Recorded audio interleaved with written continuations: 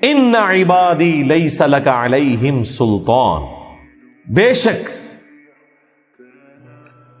میرے بندوں پر تیرا کوئی زور نہیں ہوگا. وَكَفَى بِرَبِّكَ وَكِيلًا، اور تیرا رب کافی ہے کام بنانے کو. اللہ تعالیٰ سے بہتر کون وکیل ہے؟ حسبنا اللہ ونعم الوکیل. اب یہ بڑی امپورٹنٹ بات ہے. یہاں پہ اللہ تعالیٰ نے فرمایا کہ میرے بندوں پر تیرا زور کوئی نہیں ہوگا. اب یہاں بندوں سے مراد انبیاء کرام کا ذکر نہیں ہے، صرف یہ جنرل ذکر ہے. باقی جگہوں پہ آیا نا کہ جو میرے مخلص بندے ہیں، سورۃ الحجر میں، سورۃ الاعراف میں، کہ جو میرے چنے ہوئے بندے ہیں ان پہ تیرا زور نہیں چلے گا، اور وہ ہیں انبیاء. باقیوں کو تو اللہ نے نہیں چنا، انبیاء کو چنا ہے، باقی تو ایفرٹ پٹ کریں گے. لیکن یہاں یہ بات نہیں آئی کہ میرے چنے ہوئے بندوں کے اوپر تیرا زور نہیں ہوگا. یہاں آیا کہ میرے جو بندے ہیں ان پہ تیرا زور کوئی نہیں ہوگا. مراد کیا؟ جو سورہ ابراہیم کی آیت نمبر 22 میں بڑی تفصیل سے بولا تھا، شیطان سے آخری ملاقات. اس میں جب قیامت والے دن شیطان انسان اکٹھے ہوں گے تو وہاں پر شیطان بھی ایک تقریر کرے گا، واز کرے گا، اور کہے گا کہ دیکھو دنیا میں اللہ نے جو وعدہ کیا تھا وہ پورا کر دیا، اور میں نے جو وعدہ کیا تھا آج میں اپنا وعدہ توڑتا ہوں. نہ تم میرے کچھ کام آ سکتے ہو، نہ میں تمہارے کچھ کام آ سکتا ہوں. اور دیکھو دنیا میں نے صرف برائی کی طرف تمہیں بلایا تھا، میرا تمہارے پہ کوئی زور نہیں تھا، لہذا آج اپنی جان کو ملامت کرو، مجھے ملامت نہ کرو. یعنی شیطان جو قیامت کے دن کہے گا، اللہ تعالیٰ نے دنیا میں بتا دیا کہ میرا تم پہ کوئی زور نہیں تھا، صرف میں دعوت دیتا تھا. یہاں پہ بھی آ رہا ہے کہ میرے بندوں پر تیرا زور کوئی نہیں. یعنی زور سے مراد یہ ہے کہ اگر کوئی شخص مسجد میں جانا چاہتا ہے تو شیطان زبردستی اسے بازو سے پکڑ کے باہر نہیں نکال سکتا، اور نہ فرشتہ بازو سے پکڑ کے اسے مسجد میں لے کے جا سکتا ہے. یہ اللہ تبارک و تعالیٰ نے انسان کو اختیار دیا ہے. انا ہدیناہ السبیل اما شاکرا و اما کفورا. ہم نے ہدایت کا راستہ واضح کر دیا ہے، چاہو تو شکر گزاری کی روش اختیار کرو، خواہ نہ شکری کی. تو سورہ ابراہیم کی آیت نمبر 22 اس پہ تفصیلی میں نے گفتگو کی تھی، وہ الگ سے کلپ بھی اپلوڈ ہے، شیطان سے آخری ملاقات. یہاں پہ بھی اس بات کا ذکر ہے. لیکن یہ جو آیا کہ میرے بندوں پہ زور نہیں ہوگا، اس زور سے مراد فزیکل زور نہیں ہوگا. تھوڑا بہت زور ہے، اور وہ زور نہیں ہے، وہ ہماری آزمائش کے لیے اسے اختیار دیا گیا ہے کہ ہمیں برائی کی طرف بلائے، اور وہ اللہ نے بیلنس کر دیا ہے. اچھائی کی طرف بلانے والا فرشتہ بھی اٹیچ، بلکہ دنیا میں زیادہ تر اچھائی کی طرف ہی لوگ بلا رہے ہوتے ہیں. ہمارا اپنا ضمیر بھی ہماری انسٹنکٹ میں ہے، جھوٹ بولتے ہوئے ہمیں فیل ہوتا ہے، اندر سے آواز آتی ہے کہ غلط کر رہے ہو. کسی کو دھوکہ دیتے ہوئے، کسی کا مال ہڑپ کرتے ہوئے، کسی کے حقوق سلب کرتے ہوئے اندر سے آواز آتی ہے کہ غلط ہو رہا ہے. کوئی شخص یہ نہیں کہہ سکتا کہ مجھے کبھی محسوس نہیں ہوا. لہذا پازیٹیو سگنل زیادہ آتے ہیں، نیگیٹو تو بہت کم ہے. لیکن انسان نیگیٹو سگنلز کے پیچھے چلتا ہے. یہاں پہ جو کیٹاگوریکل ڈینائل ہے نا کہ میرے بندوں پر زور نہیں ہوگا، اس زور سے مراد فزیکل زور ہے کہ شیطان زبردستی بازو سے پکڑ کے برائی کے راستے پہ کسی کو نہیں چلا سکتا، اور نہ نیکی کے راستے پہ چلنے سے کسی کو زبردستی روک سکتا ہے. رہا وہ زور کہ وہ برائی کی طرف بلاتا ہے، وہ سورہ ابراہیم کی آیت نمبر 22 میں آیا کہ میں نے تو صرف تجھے دعوت دی تھی، تو نے میری دعوت قبول کر لی. دعوت تو وقت کا پیغمبر بھی دے رہا تھا، یا وقت کے پیغمبر کے ماننے والے آن دا بہاف آف پروفٹ بھی دعوت دے رہے تھے، تو نے قبول نہیں کی. اس اعتبار سے اسے وہ اللہ تعالیٰ نے ایک اختیار دیا کہ وہ صرف دعوت دے سکتا ہے. اور اس کے پیچھے حکمت کیا تھی وہ اللہ تعالیٰ نے بیان فرمائی ہے. یہاں پہ میں کراس ریفرنس کے طور پہ آپ کو بڑی حیران کن بات بتا دوں، اور میں جب بھی یہ آیت پڑھتا ہوں یقین کریں پریشان ہو جاتا ہوں کہ ایک ہم اسلام کے دعوے دار ہیں، اللہ کے ماننے والے ہیں، پیغمبروں کے ماننے والے ہیں، اللہ سے وعدہ کرتے ہیں اور وعدہ خلافی کرتے ہیں، اور ایک شیطان ہے جس نے اللہ تعالیٰ سے نیگیٹو وعدہ کیا تھا اور اس نے اپنا وعدہ پورا کر دیا۔ اور اس بات کا ذکر اللہ تعالیٰ نے کس درد کے ساتھ کیا ہے، یہ کانپ جاتا ہوں میں جب بھی یہ آیات پڑھتا ہوں۔ سورہ سبا، سورت نمبر 34، آیت نمبر 20 اور 21۔ وَلَقَدْ صَدَّقَ عَلَيْهِمْ إِبْلِيسُ ظَنَّهُ، اور بے شک ابلیس نے انہیں اپنا گمان سچ کر دکھایا۔ کیا گمان تھا؟ میں ان کو پیس کے رکھ دوں گا، یہ سارے کے سارے میرے پیچھے لگ پڑیں گے سوائے چند ایک لوگوں کے۔ یہاں پہ اللہ تعالیٰ نے کہا بے شک شیطان نے جو وعدہ کیا تھا نا، شیطان نے اپنا وعدہ پورا کر دیا، بندے نہیں اپنا وعدہ پورا کر سکے، شیطان نے اپنا وعدہ پورا کر دیا۔ فَاتَّبَعُوهُ، پس سب کے سب اس کی پیروی میں لگ گئے۔ إِلَّا فَرِيقًا مِّنَ الْمُؤْمِنِينَ، سوائے ایک اہل ایمان کا جو گروہ تھا، خوف خدا رکھنے والے، وہ بچے ہیں، باقی سب کے سب اس کے پیچھے لگ گئے۔ ظاہر ہے اس سے بڑی کیا بات ہے، وَلَقَدْ ذَرَأْنَا لِجَهَنَّمَ كَثِيرًا مِّنَ الْجِنِّ وَالْإِنسِ، بہت سے جن اور انسان الٹیمیٹلی جہنم میں جانے والے ہیں۔ وَمَا كَانَ لَهُ عَلَيْهِمْ مِنْ سُلْطَانٍ، اور ہم نے ان پر شیطان کو قابو نہیں دیا تھا مگر اس وجہ سے، إِلَّا لِنَعْلَمَ مَن يُؤْمِنُ بِالْآخِرَةِ، تاکہ ہم یہ جانچیں کہ کون آخرت کے دن پر ایمان رکھتا ہے۔ یعنی یہ جو اس کو تھوڑا بہت اختیار دیا تھا نا کہ وہ برائی کی طرف بلائے گا، گناہ کو سجا کے سامنے پیش کرے گا، تو یہ ہم نے دیا تھا۔ اس کے بغیر تو پتہ ہی نہیں چلنا تھا کہ کون دودھ پینے والا مجنو ہے اور کون ہمارے ساتھ کمٹمنٹ نبھانے والا ہے۔ واقعی اس کے بغیر تو نہیں پتہ چل سکتا۔ دعویٰ کرنے والے تو اتنے بڑے بڑے دعوے کرتے ہیں۔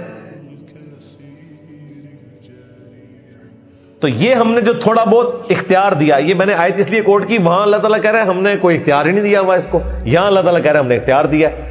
وہ جس اختیار کی نفی ہے وہ فزیکل اختیار ہے، اور یہ جس کا اثبات ہے یہ وہ اختیار ہے کہ دعوت، جو سورہ ابراہیم کی آیت نمبر 22 میں بھی آیا ہے۔ یہ ہم نے اس لیے دیا تاکہ ہم جانچیں کون آخرت پر ایمان لانے والا ہے۔ ممن ہوا منہا فی شک، اور کون ان میں سے ایسا ہے جو آخرت کے معاملے میں شک میں مبتلا ہے۔ ظاہر ہے جسے پتا ہے میں نے اللہ کے حضور پیش ہونا ہے تو اس نے تو شیطان کی پیروی نہیں کرنی، اس نے تو کہنا یہ میں 50-60 سال کا روزہ رکھ لوں اور پھر ہمیشہ کی افطار ہے، اربوں سال کی زندگی ہے۔ وَرَبُّكَ عَلَىٰ كُلِّ شَيْءٍ حَفِيظٌ، اور بے شک تمہارا رب ہر چیز کے اوپر نگہبان ہے۔ یہ دو آیتیں مبارکہ اس پورے مقدمے کو کلیئر کر دیتی ہیں کہ انسان اپنا وعدہ پورا نہیں کر سکا، شیطان نے اپنا وعدہ پورا کر دیا اور اس نے کچومر نکال کے رکھ دیا اولاد آدم کا، سوائے چند اہل ایمان کے۔ اور وہ بھی اللہ تعالیٰ نے اس شیطان کو اختیار نہیں دیا تھا کہ وہ فزیکلی کچھ کر سکے سوائے دعوت دینے کے۔ تو یہ بڑا حیران کن معاملہ ہے۔ لوگ کہتے ہیں نہیں سپر پاور امریکہ ہے، میں کہتا ہوں نہیں، سپر پاور اگر دیکھنی ہے تو ابلیس ہے، اس سے بڑی کوئی سپر پاور نہیں ہے۔ اللہ تعالیٰ نے جو اس کو اختیار دیا ہوا ہے، ہر برائی کے پیچھے سپر پاور یہی ہے، اور واقعی اس نے کر دکھایا جو اس نے کرنا تھا، اور اس نے اپنا گمان سچ کر دکھایا کہ میں اکثریت کو بہکا دوں گا اور تو انہیں ناشکر ہی پائے گا۔ یہ بھی آیا تھا تو اللہ تعالیٰ نے کیا فرمایا تھا کہ مجھے بھی اپنی عزت کی قسم ہے کہ میں ضرور بھر دوں گا جہنم کو تجھ سے اور ہر اس شخص سے، خواہ وہ جنوں میں سے ہوا یا انسانوں میں سے، جو تیری پیروی کرے گا۔ میں نے بھی پھر کوئی گارنٹی نہیں اٹھائی ہوئی ہے۔ کاش اللہ تعالیٰ ہماری گارنٹی لے لیتا، پھر تو امتحان ہی ختم ہو جاتا، پھر جنت بھی نہیں ملنی تھی۔ اللہ تعالیٰ نے گارنٹی نہیں لی۔ ہاں، ایک اللہ تعالیٰ نے انسان کے ساتھ اتنی بڑی چیز اٹیچ کر دی ہے کہ اسے سوچنے سمجھنے کی صلاحیت دی ہے، اس کی انسٹنکٹ میں اچھائی کی محبت اور گناہ سے نفرت ڈال دی ہے، اور انبیاء اکرام کی تعلیمات کے ذریعے سچ کا سچ ہونا اور برائی کا برائی ہونا، گناہ کا گناہ ہونا بتا دیا ہے۔ جو سورۃ النساء میں آیا کہ ہم نے یہ پیغمبر اس لیے بھیجے تاکہ قیامت کے دن کوئی شخص اللہ تعالیٰ کے مقابلے پر کوئی دلیل، کوئی حجت نہ بنا سکے انبیاء کے آ جانے کے بعد۔ تو اللہ تعالیٰ نے وہ جو اپنا پلان تھا نا، اس کو بڑے صحیح طریقے سے پورے ایس او پی کو رکھا ہوا ہے، ہر چیز اپنی جگہ پہ فٹ ہے، کوئی قیامت والے دن اللہ تعالیٰ کو گلہ شکوہ نہیں کر سکتا۔ اور سب سے بڑھ کر یہ کہ یہ جو آخرت میں ہونا ہے اس کی فلم دنیا میں ہی چلا دی ہے کہ یہ ہو جائے گا۔ کتنی حیران کن بات ہے، یعنی اگر کسی شخص کو دنیا میں ایک ویڈیو فلم دکھائی جائے، اسے آپ منع کریں کہ فلاں طرف تم نے نہیں جانا ورنہ تمہارا ایکسیڈنٹ ہو جائے گا، اور وہ کہے کہ نہیں ہو ہی نہیں سکتا، میرے جیسا تو ہمارا ڈرائیور ہی کوئی نہیں ہے، لیکن اسے دکھائی جائے اس کی ویڈیو کہ یہ دیکھو، یہ تم جب جاؤ گے نا تو یہ دیکھو، یہ رانگ سائڈ سے ایک ٹریلا تیار ہے تمہیں شہادت کے درجے پہ فائز کرنے کے لیے۔ یہ اگر مستقبل پہلے دکھا دیا جائے، آنے والا وقت سی سی ٹی وی میں، اور وہ کچومر اور قیمہ نکلتا ہوا بندہ اپنا، کسی کا نہیں، اپنا نکلتا ہوا دیکھ کے، میں کہتا ہوں جو پوری زندگی اس طرف نہیں جائے گا بلکہ ادھر سے نکلے گا ہی نہیں وہ۔ اور اللہ تعالیٰ نے آخرت کی پوری فلم چلا دی ہے، یہ ہوگا، شیطان یہ بات کرے گا، پھر تمہارے ساتھ یہ ہو جائے گا، پھر تم یہ بھی گلہ شکوہ کرو گے کاش اللہ تعالیٰ دنیا میں دوبارہ بھیج دے، میں پھر اچھے اعمال کروں گا، میں اس قسم کی زندگی نہیں گزاروں گا، ٹھیک ہے، اور پتہ نہیں اے اللہ ہمارے بزرگوں کو دگنا عذاب دے، ان کی وجہ سے ہم گمراہ ہوئے، ٹھیک ہے۔ اللہ تعالیٰ کہے گا تمہارے لیے بھی دگنا ہے، ان کے لیے بھی دگنا ہے، کیونکہ تم نے بھی اپنے آنے والوں کو گمراہ کیا۔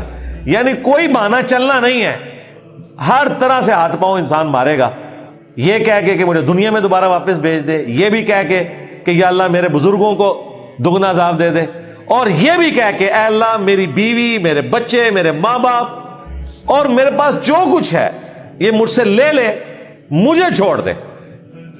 اور یہ بھی کہہ کے کہ اللہ تعالیٰ فرماتا ہے کہ اگر انسان کے پاس یہ پوری زمین سونے کی ہو اور اس کے مثل اور ہو جائے تو وہ فدیے میں دینے کو تیار ہو جائے گا اپنی جان چھڑانے کے لیے۔ لیکن یہ ساری باتیں اللہ تعالیٰ نے سمجھانے کے لیے بیان کی ہیں، اور اینڈ پہ کہا کہ ہونا کچھ نہیں ہے۔ مجھے بتائیں اور کس طریقے سے آپ کو سمجھایا جائے؟ کوئی لگی لپٹی بات نہیں ہے۔